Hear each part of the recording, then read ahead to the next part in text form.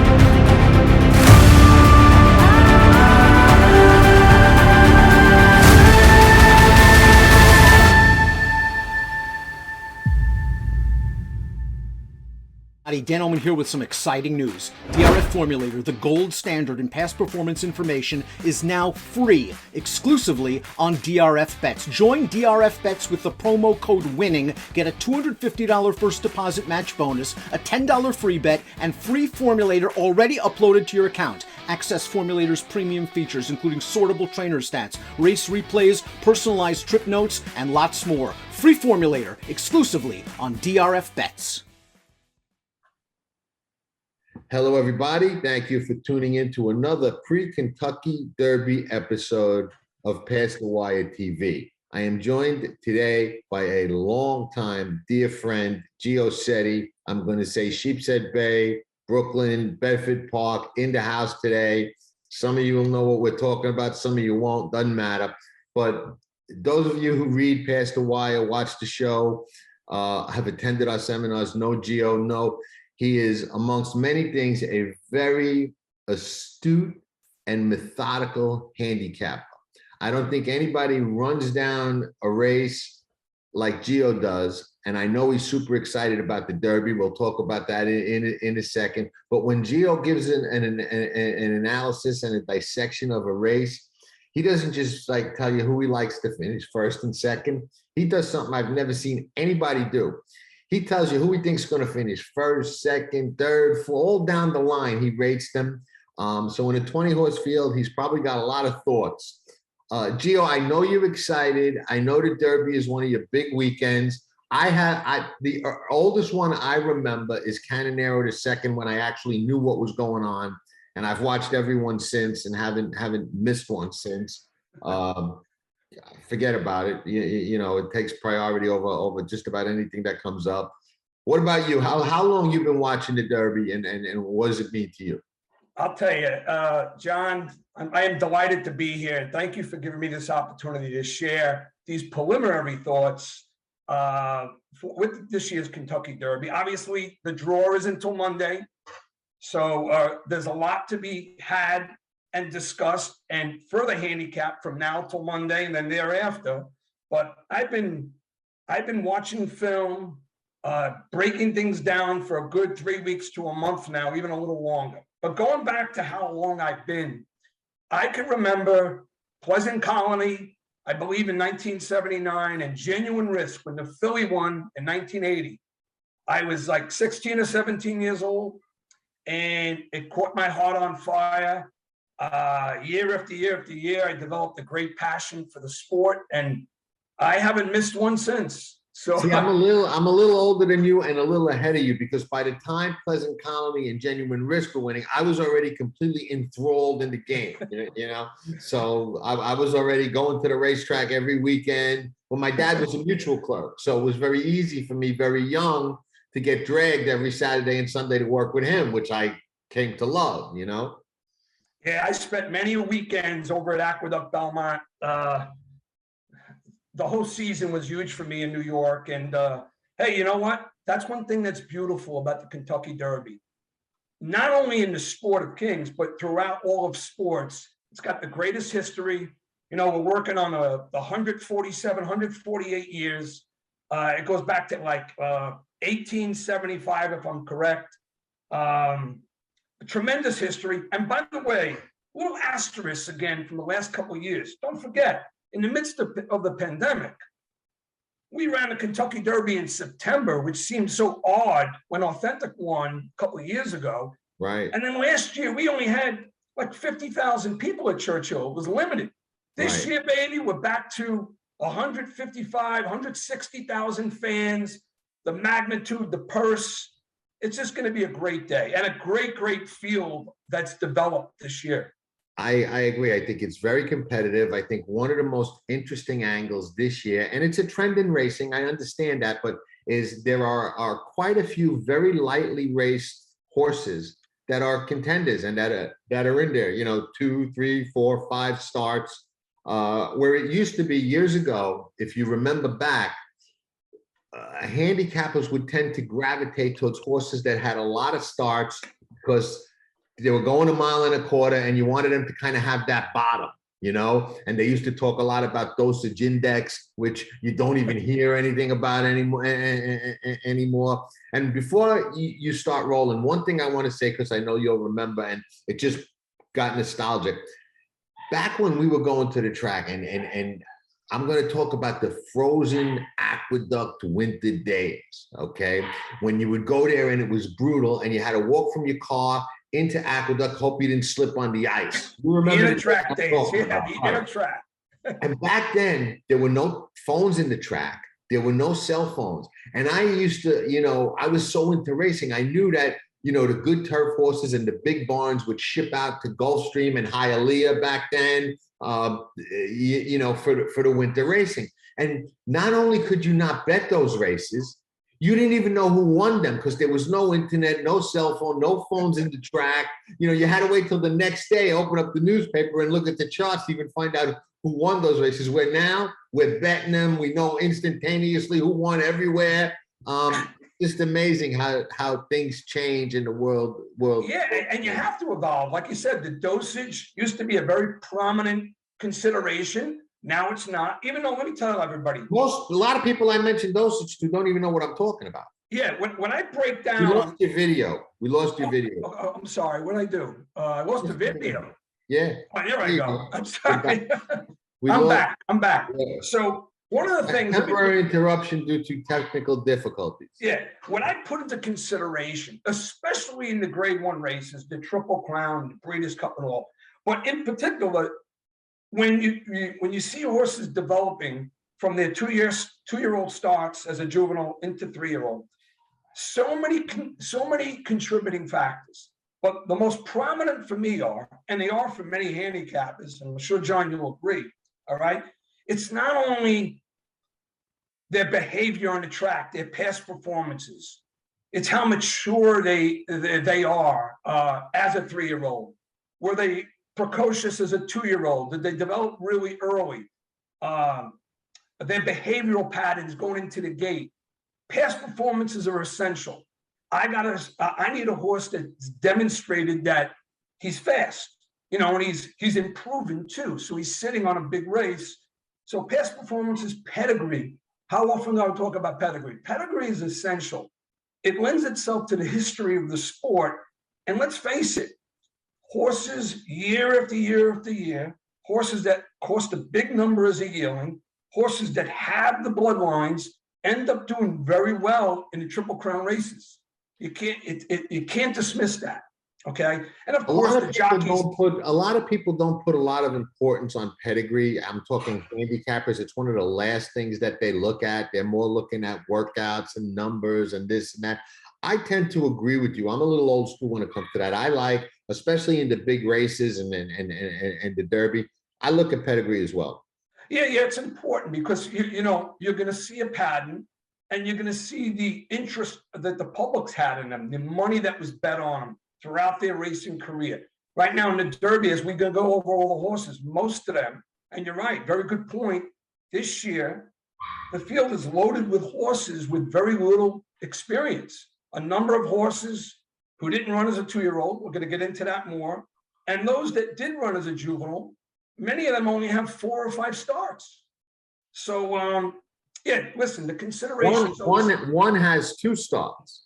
Yeah, absolutely. We'll talk about that. Yeah. And here's something interesting, okay? Only one horse has won the Kentucky Derby, having run only 2 times, Leonidas in 1883, okay? So if Mike Smith wins on Tiber, he takes down that record, whatever you want to call it, okay?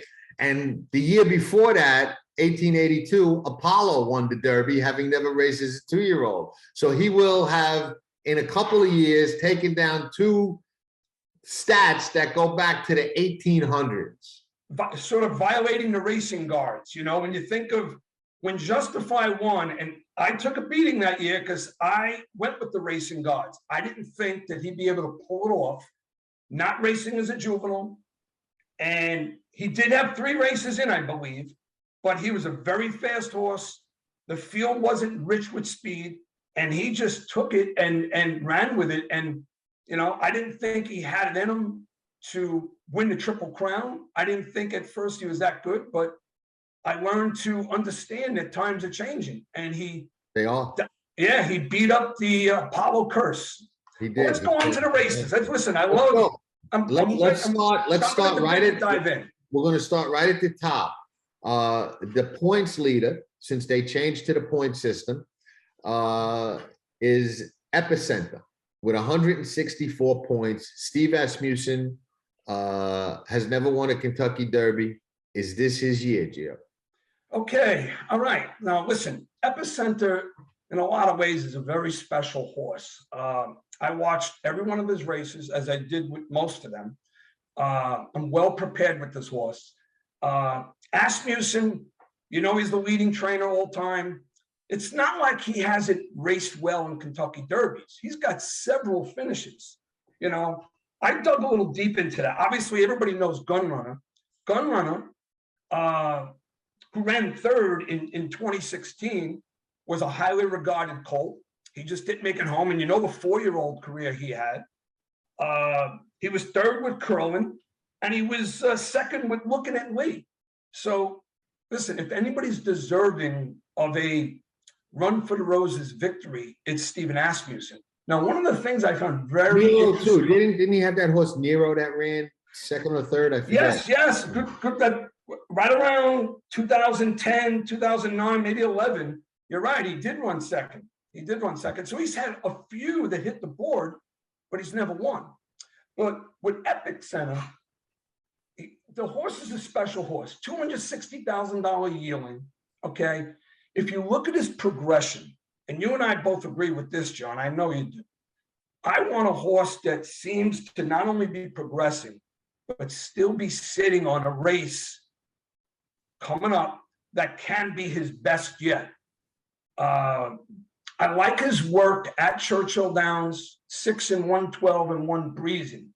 But when I look at his progression, coincidentally, by using the Gunrunner name, he won the Gunrunner Stakes in December, running away from the field, showing a lot of poise. He was still a juvenile. He was a 2-year-old.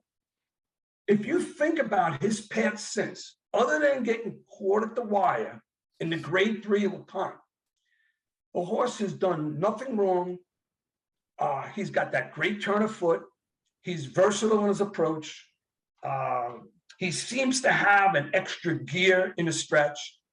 He's actually run successfully at the best distance in the field, a 16th away from the Derby's 1.25 miles. because the Louisiana Derby is a mile and 3/16. You get Joao Rosario, one of my more confident riders that I'm confident with when I back a horse. So he's going to be giving him a smart, strong run.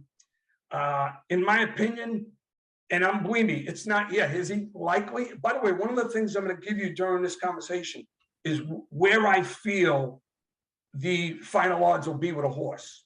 Now, it's more than likely that he's going to be the post-time favorite. So, but he's not going to be a dominant favorite. He'll probably be somewhere in the area of 5-2 or 3-1, but deservingly so. So a deserving post-time favorite, one for Steve Asmussen. He should actually be put on everybody's ticket from a multi-race wagering scenario. But what's going to be imperative, as it is with many of the starters, I got to wait for the post positions. So many of these horses. That goes without saying. This is an early rundown. I mean, we're not making our bets today. We're just talking about who we think is live and a contender, and who we think might not be so live and is a pretender. Remember what I'm saying. Last thought about Epicenter. He's versatile in his approach. He's tactical. I think he's capable of getting a lead, but in this field, I don't believe he wants it. If he draws well, I think he's going to be sitting in a catbird seat, 2, 3, 4 off. And with Rosario on a lot of run, I just feel, and you know what? A great indication. He's got a race over the track. He won at Churchill, and I love his work coming into the race. They may actually work him one more time before Monday, maybe this weekend, right? We'll see. But I love that work at Churchill, 6-1, 12-1 breezy. I'm a little contrarian about him. I will offer this. You definitely pegged me when you said I look for a horse that I think is going to go forward, and that's my one concern about Epicenter. I believe there's a chance, based on my observations, and I get that he checks all the boxes and that he's worked excellent after the race, and he's got 5 weeks off from the Louisiana Derby to the Kentucky Derby. I tend to fear. Now, fear is not the right word. I'm not afraid of it, but I tend to think it's possible that Epicenter ran his best race, the best he's got in the Louisiana Derby, and he doesn't have any more than that to give. And I think if he just simply repeats that race and doesn't go forward off it, I don't think he's going to win. That's just my gut. We'll see. I agree with you on that part. One of the things I'll share in addition, he's a head away, John, from having a 5-race win streak. Right. His bias has improved every time. And like I said, in the stretch, he's shown that willingness to keep running. Good point. He ran so well in Louisiana Derby. Some may think was at his best. I just think he has one more going forward. If he draws well, he's going to be highly considered by me. It's not a final decision, but he's going to be hard to keep off tickets, especially with Steve Asmussen being 0 for 23 in the Derby and with Joao Rosario in his silks. Okay, there you have it. The next horse is trained by another fantastic trainer, probably one of the best ever, who has also not yet won a Kentucky Derby, and that is Chad Brown and Zandon. What do you think of Zandon? Yeah, and by the way, Zandon did us very well in the bluegrass. I remember the conversation we had beforehand in my column with Past the Wire. I completely backed him. I was confident that he was ready to roll, and he ran a big race in the bluegrass. Didn't disappoint us. Do you remember my comment to you when you liked Zandon? Yeah. You had even greater emphasis. I think I told you this is going to be my biggest bet of the year and in a long time. Yes, and it was. And it worked out. And God bless America for that. But I'll tell you, one of the things that's very intriguing about Zandon, and again, connections are imperative. Chad Brown, we all know his work. No, he's not just a great turf trainer. I'm glad you said that, because that's he's got a Hall of Fame resume on the dirt already. And he's exactly. He's a young man, Hall of Fame resume already. He's got he's had so many opportunities where he didn't win the Kentucky Derby, but a lot of his Kentucky Derby horses went on to have greater seasons in the 3-year-old campaign or as a 4-year-old. Case in point, Good Magic didn't win the Kentucky Derby, but later on in the year, he trounced the field in a Haskell. I mean, he won in push button style. So last year, Chad Brown disappointed me with Highly Motivated. The horse hasn't panned out. It's not Chad Brown's fault, but I just think, and he has Chew going. I don't think his other horse is going to go. I don't either. Early voting. Yeah, early voting is probably going to go in the Preakness. I agree. So, but let's finish up on Zandon. Flavien Prat, tons of respect. Remember, you want a confident rider. The guy makes all the right moves. He pushes all the right buttons. He's smart and he's got guts. Now, big observation for Zandon. I watched all 4 of his races, coincidentally, over 4 different surfaces. So his career and four different riders, I think. Yeah, absolutely, John. You're on top of it. So the horse has 2 races as a juvenile, 2 as a 3-year-old. He's run at Belmont Aqueduct, Fairgrounds, and Keeneland. The one common denominator, not only does he always come, but he's been at a disadvantage 3 times. He's had gait problems, he's had trip problems, and the one time he seemed to not have an issue, he still didn't break well, and that was in the Bluegrass. That was all Flavien Prat. So when you look at how far this horse has come and his raw ability, the intangibles the horse possesses. I even like Upstart as a sire. He's working moderately. I probably want to see another work, and he needs to draw up. One thing that Zandon can have, he can't draw the 1, 2, or 3. He can't. In my opinion, there's got to be a measure of comfort. Look, nobody wants to be 1, 2, or 19 or 20. But you know what? I'd rather see this horse draw 17, 18, 19, or 20 than 1, 2, or 3, because this horse has deceptive tactical ability. He's not a horse that needs to start way back. He's not a deadbeat closer. I believe the game plan with Chad Brown in this race, Pratt's not going to send him to chase the front runners, but he's going to be aggressive at the start for that primo positioning, because one thing you can't have in a Kentucky Derby, you can't be 16th with all that work to do, all that navigation, because he's going to, inevitably, trouble's going to see him. Trouble will find him. So Brown and Pratt, the game plan here, especially if they draw to the outside, is get position, let the horse do his work, get him in a good gallop, and I think he'll be fine. And if he's 5th, 6th, or 7th turning from home, he can win this thing.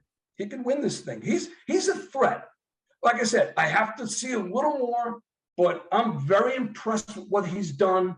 When you see a horse that is competitive, has nice numbers, his buyers have increased each time, and he's run with 4 riders at 4 different tracks, you know he's a runner. No question.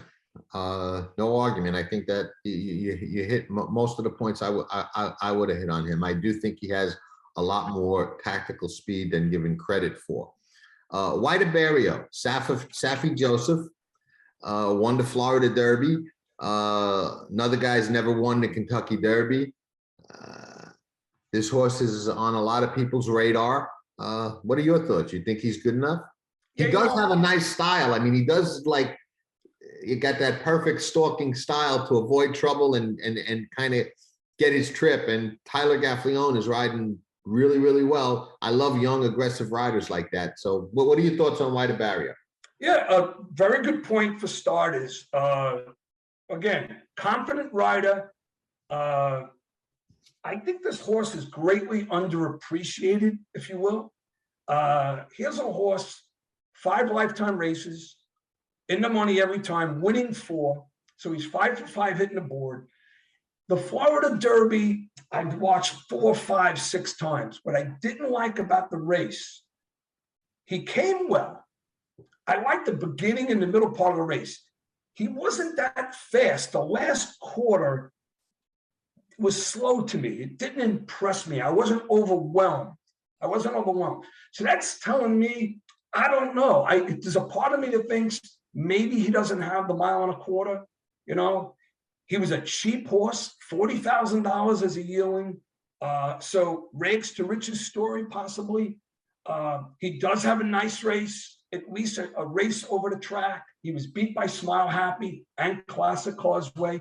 That's a little bit of a concern because he has to turn the tables on those guys. A lot of people think Charge It, in a lot of ways, ran a better race than he did in the Florida Derby. So the jig's still up. I think he's a nice colt. You actually reminded me of Soup and Sandwich. When I was watching him, remember Soup and Sandwich? The same I do type very of well, play. yeah. Yeah, tactical speed, even though Super Sandwich was faster. But I'm a little on the fence. My notes, his buyers are nice. He's got room to improve. He hasn't run a triple digit, but he's at 96 and 97. He won't be, I know this, even if he draws the best post, he won't be one of my top two choices because even though he's underappreciated, I just think others are faster and better. Okay. Yeah, based on, I mean, I was impressed with his demeanor. He raced in some large fields. I got a question for you. About Yeah. you said you watched the Florida Derby 4, 5, 6 times. Yeah. Okay. I only watched it twice. I watched it live and then I watched the replay recently and took a lot of notes. And I had an observation when I watched it live, and I said the same thing after I watched the replay. My first gut reaction to the Florida Derby was, I don't know if he's going to beat that horse that runs second to him again next time. Yeah, and John, Charge It went into that race off the maiden win with only 2 starts, gave him a little scare, deep stretch, kind of lugged in, was a little green, got a little tired, but it was first time going around 2 turns. And I said, you know what? This horse is much more likely, in my opinion, to move forward off that last race and be a better horse than this horse going forward. That was just my take, and we can talk more about that on Charge It when we get to him. But that was my main concern, is if I don't think you can beat Charge It, then I don't know if he can beat some. Exactly. John, very good point. Very good point. I value that. And like I said, he had opportunity. I like that he has a race over the track, and he ran his head off on April 17th at Gulfstream. He's a nice breeze. He broke the 35. He was 34-2 in a breeze. There's something about a horse like this coming from Florida. You know, he's got 5 starts, which is a check. I just think others are better, but he's going to be 12, 13-1, and I wouldn't fault somebody putting him in their bottom gimmicks as a saver, a superfecta fill. But I don't know if I'm going to put him on my tickets, on my pick 3, pick 4, pick 5 tickets like that. Well, you know me, I don't bet savers and I don't bet fills. So yeah, you're either final cut or you're not. You know. Yeah. Mo Donegal's an interesting horse. A lot of people like him. I think he's one of the horses that is going to get more attention on Derby Day than he's getting right now. I think on Derby Day, his odds are going to reflect a lot of respect for him that you're not really hearing a lot of people. You hear people talk about all these different horses. You don't hear a lot of Mo Donegal. At least I don't, you know. Very good point. Very good point. And trust me, Mo Donegal, right off the bat, what jumps right at me is the connections. Todd Pletcher and Irad Ortiz. So the preparation is going to be there. The resumes are there. The moment. Remember, this is not the 8th race at Keeneland on a Saturday, or you know, an ordinary day at Belmont or Aqueduct. It's the Kentucky Derby. So 150,000 people. Ortiz has been there before. He's aggressive. And I, too, watched the Wood Memorial several times, okay? By the way, it was something illogical. I'm a Byers guy. I'm not a Brisnet guy. But I heard, and I verified this, the Brisnet comes in at like a 111 for his wood. It does. It's uncharacteristically and seemingly a little bit out of whack for whatever reason. It is. So I'm going to trust the 96 buyer. Okay. And the horse kept coming. I'm not concerned about the distance. Uncle Mo, you know the sire of Uncle Mo. The horse was a nice price at 250,000. He ran in New York as a juvenile, won his first 2 starts, went to Gulfstream Park. You know, the Holy Bull just wasn't his race. I don't think, you know, the break, he just didn't seem right. Wyatt and Barrio beat him that day, you know, so he's got to turn the tables on 2 horses because he was 3rd in that race. Okay. I'm a little concerned, John, about a potential bounce here. I'll tell you why.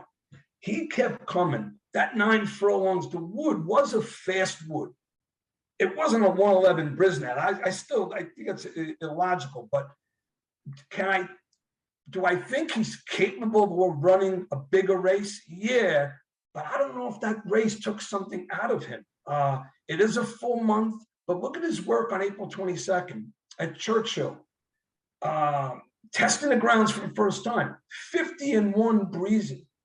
A horse of this caliber, I don't know if he's going to breeze. I think he should have been somewhere in the area of 47 or 48. 50-1, I don't know. I got to see a little more. He does come. It's a nice colt. You got to trust the connections. If he gets a good trip, because Irad is who he is, and you have that confidence in the silks, he's got to be respected. Would I be able to say that he's going to be my top choice or someone who I'm going to be confident to fill my exacta on race day? I don't know. I think he's inevitably going to be in trouble if he draws deep inside, because I don't think he's got an early foot. He's got Ortiz, but I think trouble awaits him. And I just don't know if the wood took something out of him. What about Tiz the Bomb? High on the list of points, fifth down, 110 points. Ken Mcpeak. Very interesting horse. Very interesting horse, only because there are many variables involved with him. Okay. Oh, what I do? Did I lose you? No, I'm here. All right, hold on. Where is my screen? Hold on 1 second. You see me still? Yeah, perfect. Maybe you minimized it or something. All right, hold on. Let me go back. Oh my God, hold on. I'm sorry, folks. There I go. You're right. All right. I minimized. I got to keep my hands from rattling around. Anyway, Tiz the Bomb. First of all, I've always admired Brian Hernandez Jr. He's a good rider. Excellent under the radar rider. And he did win a Breeders' Cup Classic on Fort Larned. Yeah. He can ride a big race. There's no question about it. And he knows the oval. He knows Churchill Downs. He's the rides that. I'm glad you said that, because he doesn't get the recognition, but he rides that track as good as anybody. He does. He knows the oval, and he's an inside-outside rider. He's got stones. So with a horse like Tiz the Bomb, who, let's face it, he's going to have to be he doesn't have to be a dead weight closer, but he's going to have to come from off the pace. Let me just go to my page of notes here. 1 second. Because when I minimized the screen, I lost my my past performance on my just a second. Oh boy. Well, I just gotta get it back. Don't panic. Technology, it's not a good thing. Sometimes it's a great thing, but sometimes it's good when it works. It folds on you, right? All right, hold on. It's got to bring my screen back because I had it all highlighted, you know. That's why some people still like printing them out and writing in different color pens. Yeah, listen, here it goes. All right, 1 second. Aspetta Menotte. It's coming up right now.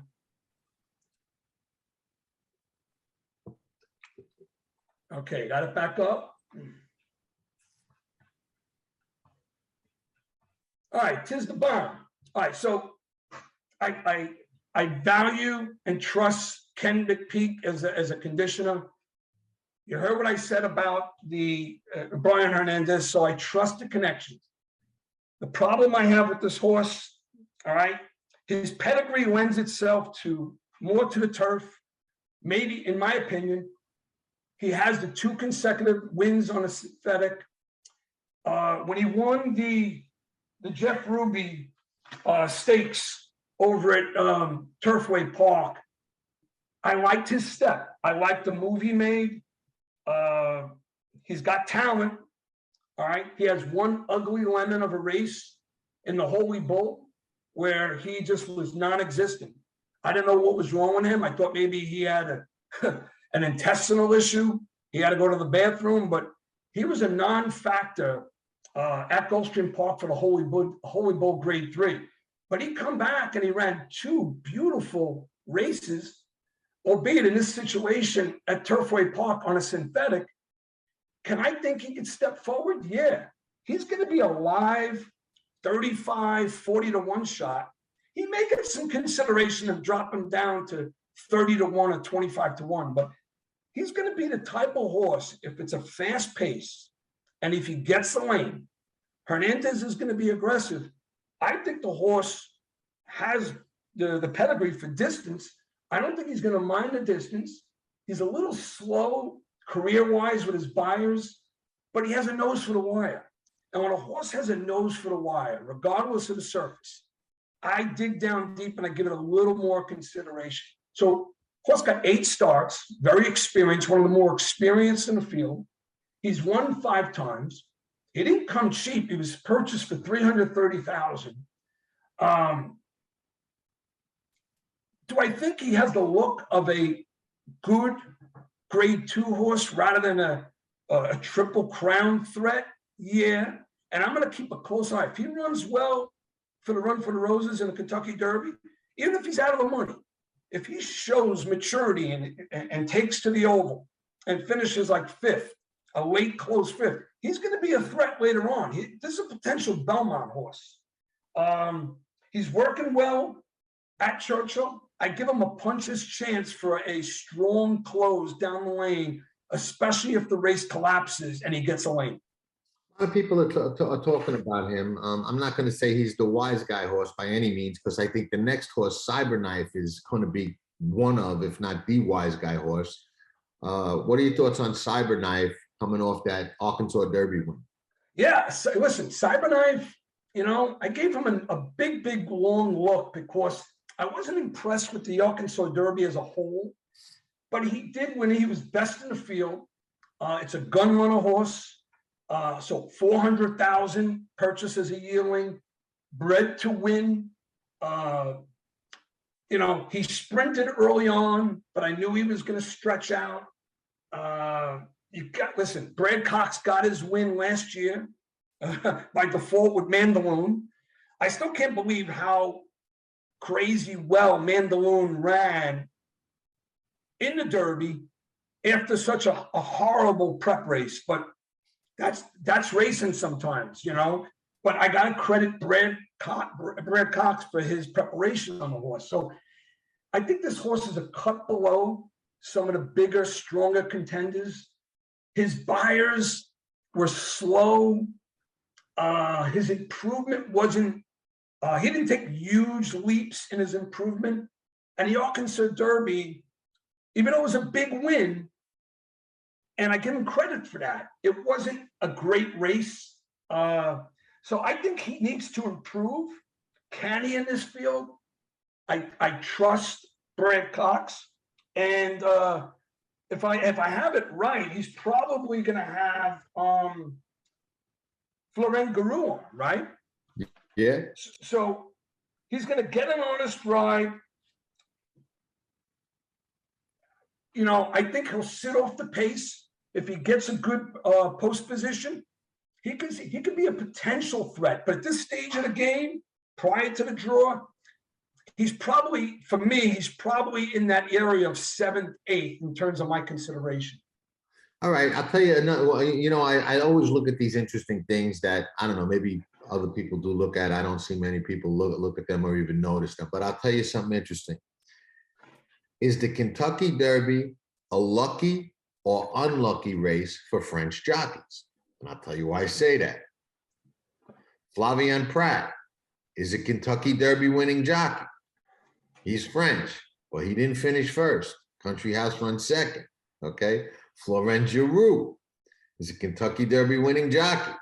He's French, but he didn't finish first either. He finished second. So my question, is the Derby a lucky race for French jockeys?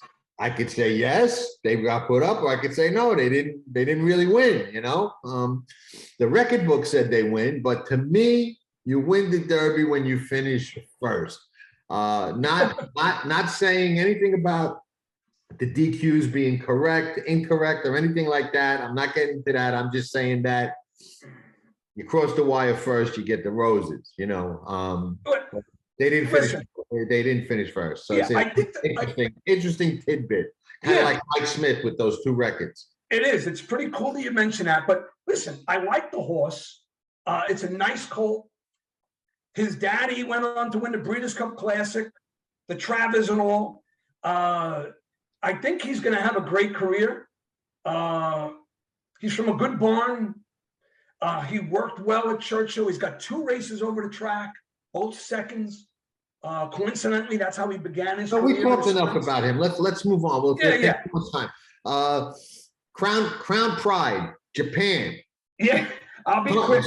A Japanese horse coming from Dubai. Yeah, I'll be relatively quick. And I spoke to you about this. Is he an auto horse? Yeah, almost.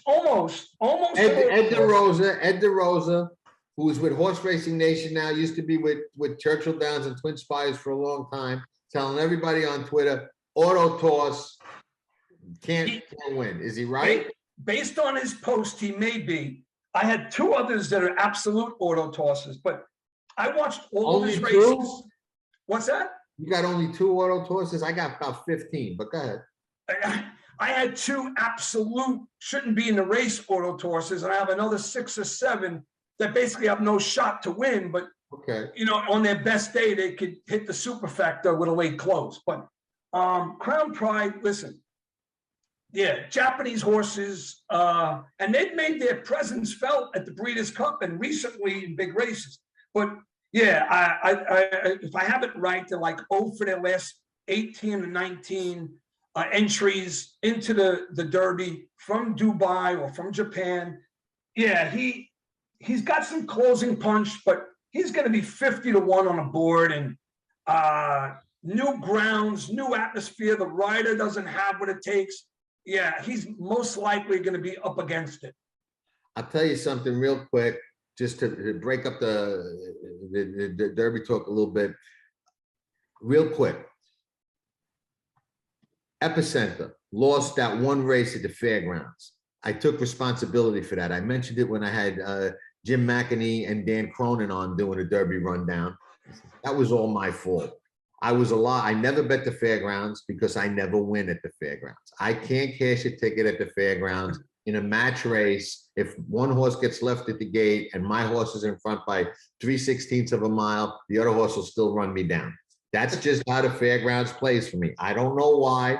Been that way for 20 years. So I'm not an idiot. I don't bet the fairgrounds twice a year on their big days. That day, happened to bet the pick 4 or the pick 5. I don't even remember what. I was alive to Epicenter. Call me midnight, come from the clouds and get him. Epicenter comes back and shows he's a much better horse than Call Me Midnight. Boom, boom. Okay. I don't know if you remember on the Breeders' Cup seminar last year, I said, listen, I know we all dismiss these Japanese horses. It's a mistake. These are good horses. They're well-bred. They're well-prepped. They're well-trained. And sooner or later, one of them is going to pop in one of these big races. Remember I said I do that? remember you saying that. I do Sure enough, remember they you saying came that. out on Breeders' Cup. They won. Not only did I not have any of them, okay, one of them killed me with Dunbar Road with that ridiculous win by a nostril, beating Dunbar Road in a race I couldn't believe I lost. By That was half a nostril, and Dunbar Road was like 27-1 too. major score for me if Dunbar Road wins that photo. Major score, major. I still might have been in California partying. That's how big the score was. I might not have been back yet. Well, or Tahiti somewhere. But and sure enough, who was it? A Japanese horse. Yeah. Then they win in Dubai. They're winning all over the place now. I have not caught one of them. So if I'm alive in like a pick 5 or a pick 6 in the Kentucky Derby, and obviously I don't think I'm going to have Crown Pride, not making up my mind today, but what's going to happen? Boom, nailed by Crown Pride, another Japanese horse, and then Past the Wire TV will be off the air for 1 month in mourning. No shows, no nothing. Yeah.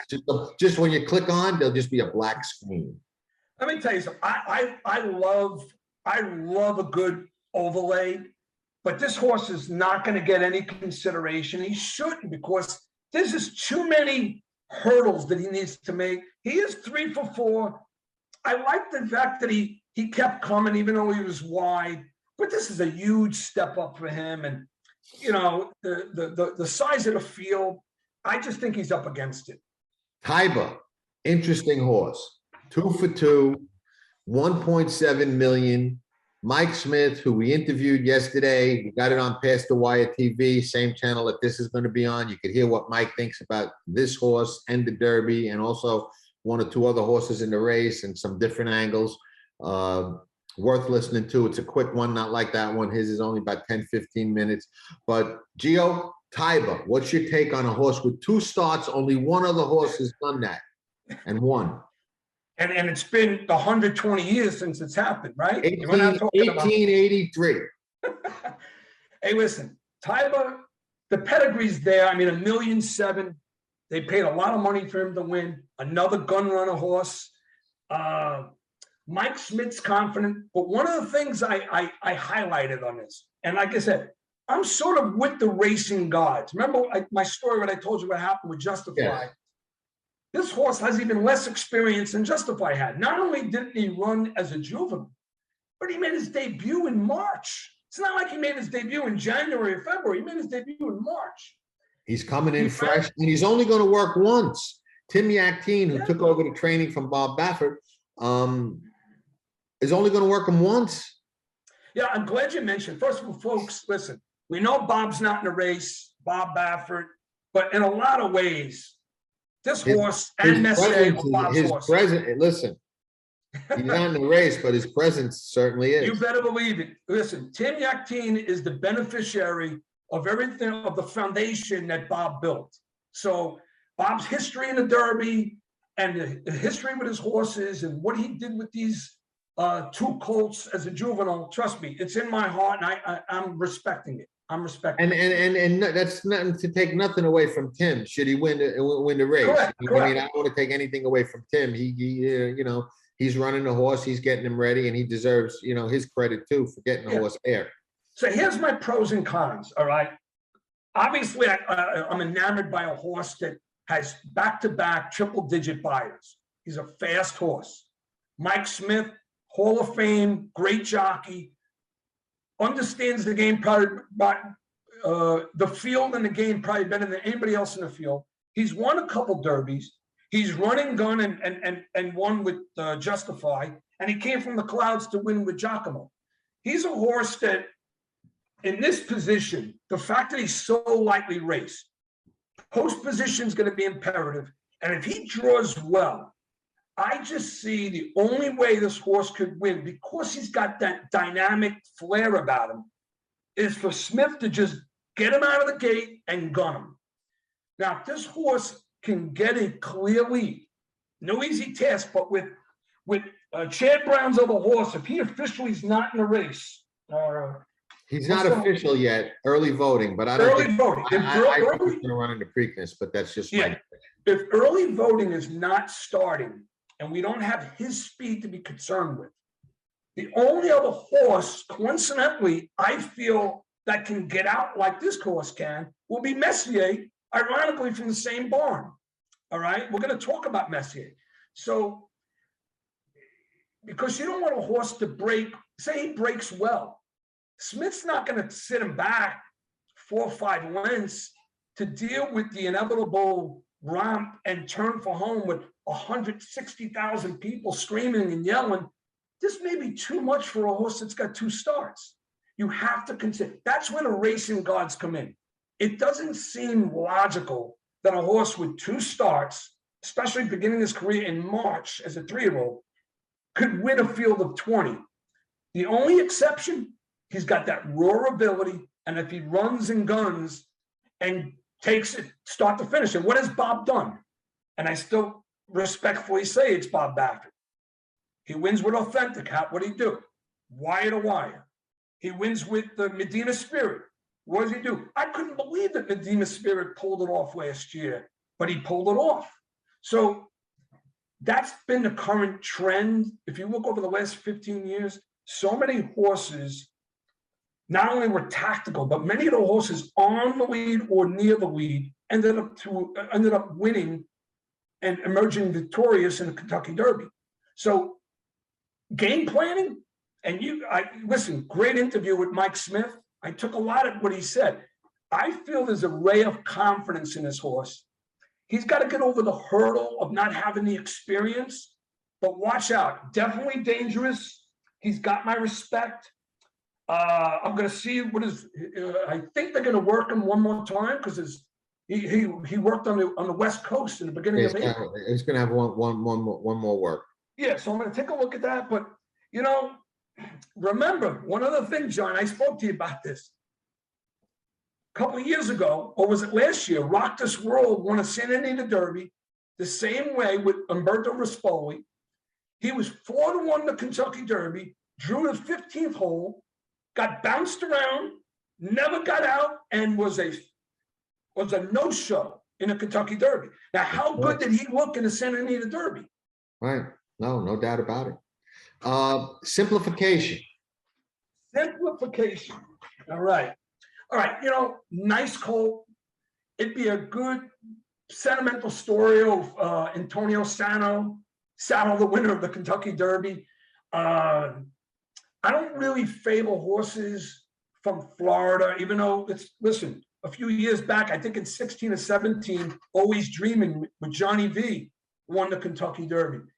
This horse is a competitor. When I looked at him on film, when I watched race replays, in my opinion, he was in a position to win 2 races that he didn't win. That concerns me. I'm concerned about the distance.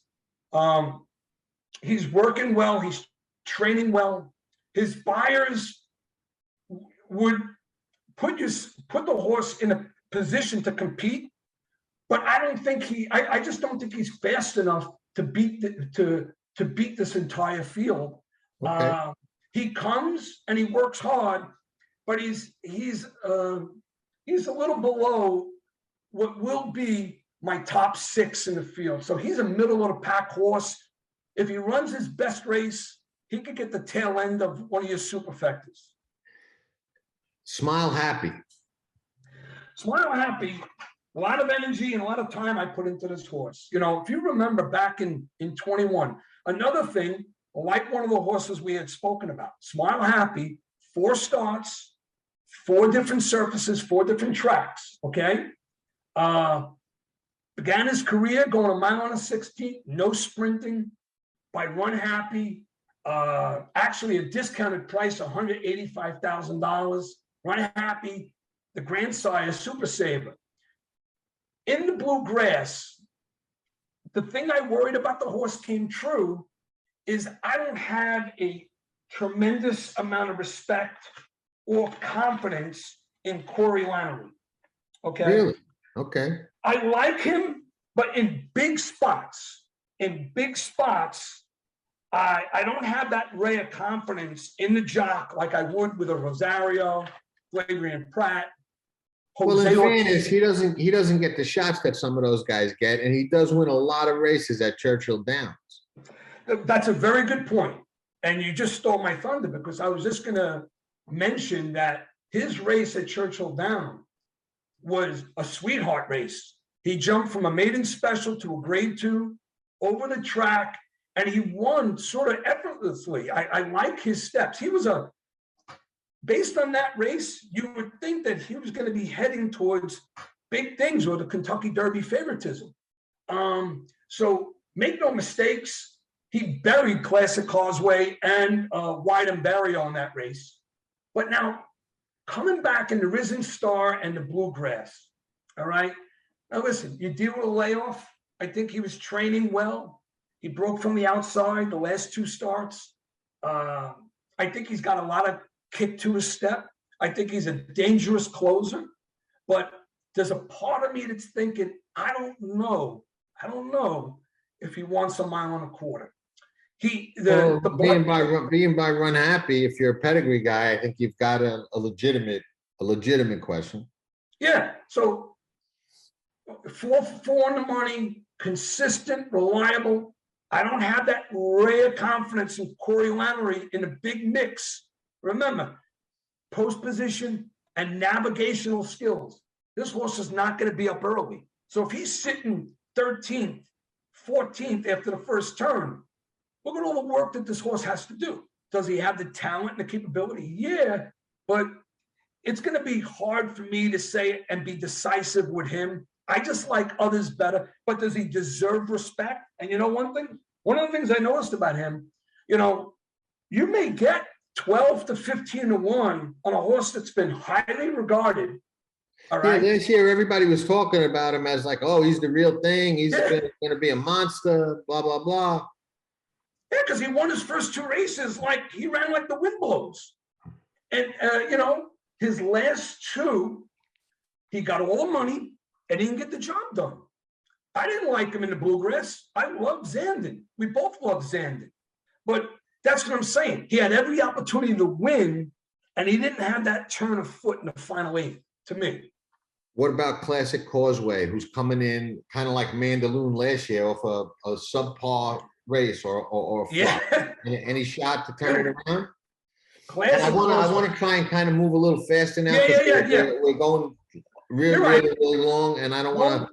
We'll wrap it up. I'll elaborate more on one of the horses I like later as you go along. But Classic Causeway, nose for the wire, absolutely no excuse for his dismal showing in Gulfstream Park in the Florida Derby. And a horse is so far out of it, beaten by 3 in a race. I can't use him. I didn't like the Tampa Bay Derby. I don't think he's that fast. So he's probably going to be a toss for me. I think he's going to be in the mix early and fold like a 10. Brad Cox's other horse, 20 Port. Now, 20 Port, if you know this, John, I still don't know if they've announced who's going to be riding him. I think they did, and I don't remember who it is. I'm not sure. I think it might be Manny Franco. Okay, really? It could be Franco? Yeah, I think so. I forget. He picked up a mount on somebody I heard yesterday. I don't remember who it is. I think it might be Manny Franco. No, I think Manny Franco's on Zozos, but moving along. You're right. He's on Zozos. I knew he picked up one of Brad Cox's horses. This horse, 20 Port, a couple of nice synthetic races. He won the grade 3 Lexington. It's a good prep race, but it's not top of the line. I didn't like his steps in his Churchill Downs workout. Cost a pretty penny, $430,000. He's bringing back some dividends because he's won 3 of 5 races. I just think he's a bit overmatched in this race based on his buyers. Barber Road, deep closer.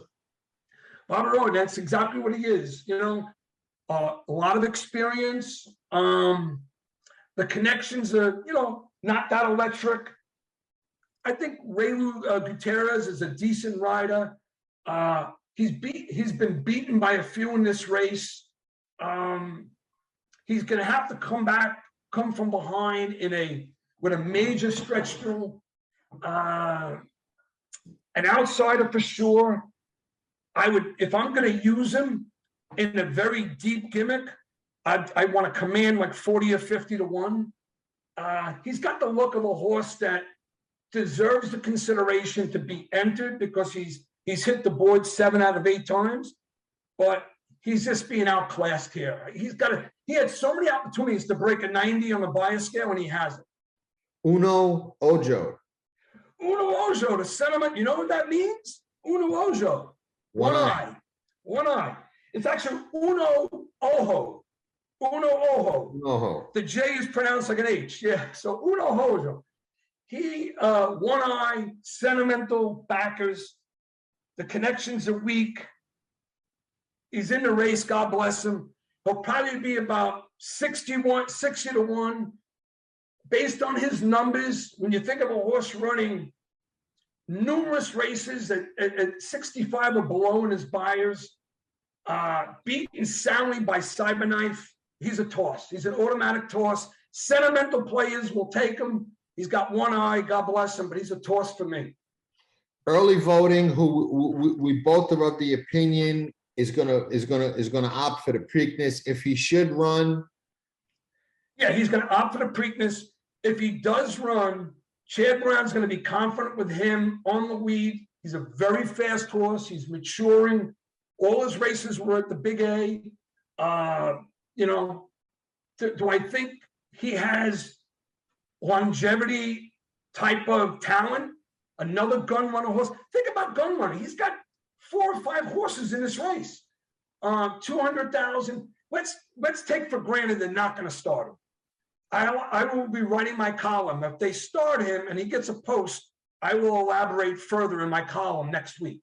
Okay, fair enough. What about Messier? Messier, I need a couple minutes on Messier. Again, product of Bob Baffert. The horse, very impressed with his disposition, his demeanor, his maturity. As a juvenile, remember, all his races on the West Coast. So I think based on his disposition, his maturity, I think he'll travel well. I'm hoping he gets a workout over the track. He left Santa Anita with a nice work, 59-4 handling. He's got the bias to compete. If Mike Smith's horse doesn't get out and Messier is in a favorable post and he gets out, this horse, hear me out, folks, this horse has the raw ability, the raw ability to potentially wire this field, but many other things have to come into play. If Chad Brown's other horse scratches and if Tiber, for whatever reason, doesn't get out of the gate, this horse is the fastest horse out of the gate. And I think that may be the game plan. But being that they're from the same barn, I don't know what the instruction is going to be. They may have him sit off the pace. If they know Tape is gonna run and gun, then he's not going to have the lead because Tape is faster than him. What about Zosos, the one that Manny Franco did pick up? Zozos, yes, I have a note on him. Okay, Manny Franco is on. You know, defies the logic of racing gods. Hasn't raced as a 2-year-old. I don't like that. There are others in the race who will likely race who I like more. I'm very impressed with his breeze at Churchill. You know, 6-1, 12-2 breezing. But with 3 starts, even though his last was sweet, you know, when you're second to who could be the favorite in the race, Epicenter, you know, it's going to put a little highlight on him. But remember, that's a 9-horse field. There's a 20-horse field. The horse needs to be near the lead. I think there are other horses that are faster than him. But the fact that he did finish that race and run second, he's not a complete toss, but his lack of experience and the fact that there are other faster horses, I think he's going to have to navigate a lot, and it could be a large task at hand for Manny Franco. Summer is tomorrow. Tossing him completely. Completely. I'll be very brief on him. Making his U.S. debut. Doesn't have great numbers. Connections are, you know, I don't know much about him, but he couldn't even beat the other Japanese horse when he had every opportunity to beat him. Too much to overcome. Should be 70 or 80 to 1 and run out of the money. Charge it. Could be a wise guy horse. I have great respect for Luis Saez. The jockey's smart. He knows how to handle a horse on the lead or come from behind. I think he's got speed, and how can you not trust Todd Pletcher? So he could be the second best lightly raced horse in the race. In my opinion, he was better than White Barrio in the Florida Derby. You're going to get a square price on him. He seems composed. I tell you, I love the way Pletcher progresses a horse. I'm going to watch the board, and I'm going to watch, more importantly, the post position. This horse can't be ignored. Happy Jack. Happy Jack. Happy Jack, a fun little tidbit on that. Just going back. Hold on, let me just find my note on that, because you'll get a kick out of it. Happy Jack, another outsider. He's a toss for me. He'll be 60-1, but he could be 100-1. He's Well, what about my boy Jack? Sometimes everybody with the name Jack bets the horse, and he opens up 8-1. There you go. The Jacks. If there aren't many Jacks wagering, he could be 80-100-1. If there are Jacks, he'll be 50 or 60-1. He's by Oxbow, who won the Preakness back in 2013. You know, Doug O'Neill, he's got him in the race. You know one thing? Here's the tidbit. Calumet Farm, believe it or not, has won 8 Kentucky Derbies, but they haven't won since 1968. Bob, I got to take exception to that. Yeah, that was the old Calumet Farm. Okay. The red and blue silk. Calidar. Yeah. All of those horses. So all those people are either deceased or there's a whole new regime. They even got different colors now, black and gold. When I hear Calumet, they were such a historic, legendary farm. I still see the devil's red and blue silks. You know what I mean? Yeah, so but did you notice that Happy Jack was from that farm? I thought it was just okay. All right, so yeah, he's a throw out. It's nice to have the horse entered. It just doesn't belong. He was dominated by a couple in the field. Messier beat him by like 30 lengths. He's a toss. Last one on our list, Pioneer of Medina, also from Mr. Pletcher. Yeah, Mr. Pletcher. This is one of the also eligibles that will probably draw in, right? Because of early footing being out. Early voting, right? That's my early voting. Yeah, nice colt. Pretty competitive in most of his races. 5 out of 6 on the board. I like his work at Churchill. 59-4 breezing. He also showed versatility in terms of his distance and the fact that he's raced over a few tracks, a product of fairgrounds. I believe he'll be ready to run. The draw will be imperative to him. I think he can improve off of his last 2 because he's got that steady, maturing improvement with his buyers. So I think he's capable of running 100, 98 to 100, but you're going to need a 106, 107 to win this Kentucky Derby.